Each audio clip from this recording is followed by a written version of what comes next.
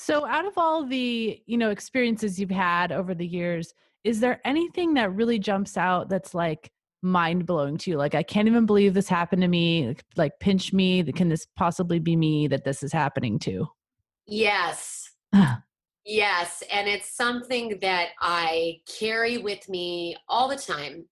Um, I must have been about 23 years old. I was making my first EP, and Steve Tyrell, who's a fabulous jazz artist. I don't know if you've ever seen like Father the Bride, and Mm-hmm.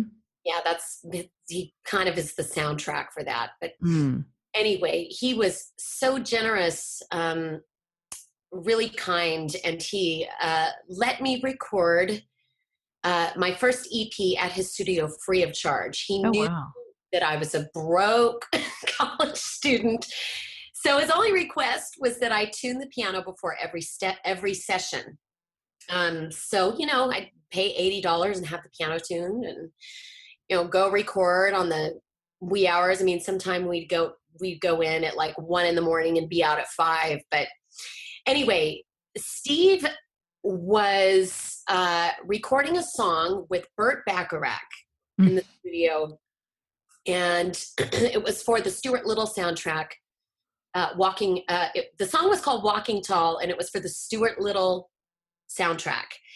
And I was slated to record when they were finished, but Steve and his engineer, Woody Woodruff, called up and said, "Hey, do you want to sneak in here and just kind of see how this goes? It might be really cool for you to see this." And of course, I was such a Carpenters fan growing up, and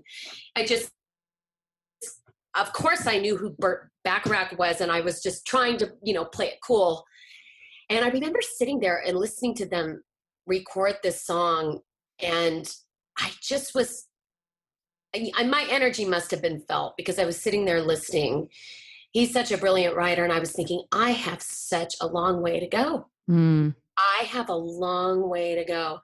And Woody, the engineer, put on one of the tracks for my EP and played it for Burt. And Burt could just tell I was just cringing. I just wanted to crawl under the desk or something like that. I mean, it's not that the song was terrible. It's just that here he was, a writer that I admired so much. And anyway, before he left the studio, Burt kind of pulled me aside and he said, "Listen, just find a 3-note motif, just 3 notes, and marry it with the right lyric.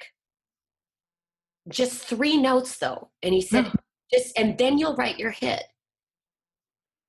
And he left.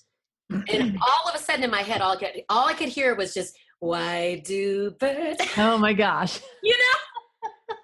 And I never forgot that. And I applied it ever since. I just, that was definitely like a divine intervention. Wow. That's really, really cool. Right. I just thought, oh my gosh, why weren't you here a year ago when I started writing this record? You're like, I've already recorded this now. Now I want to scrap it and start all over. I know exactly. Well, I was in music school, and I was going to school with a bunch of, really great musicians, and had these incredible teachers. And,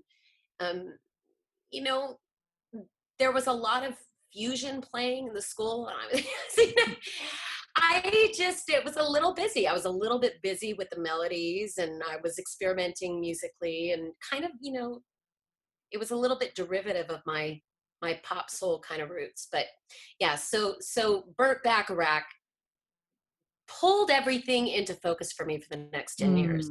Yeah, I think that's really helpful because I know when I was in school, like when you're having to study music theory and you're analyzing all this stuff and melodies, and you want to try to use everything in every song. You know what I mean? Oh, like I know. Try to overcomplicate things, and just going back to that simplicity of how he was successful.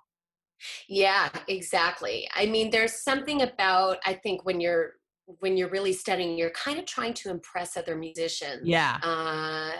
And that can be dangerous.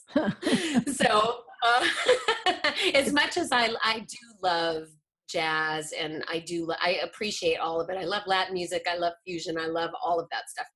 And I love improv, so I get it. But I'm a pop person.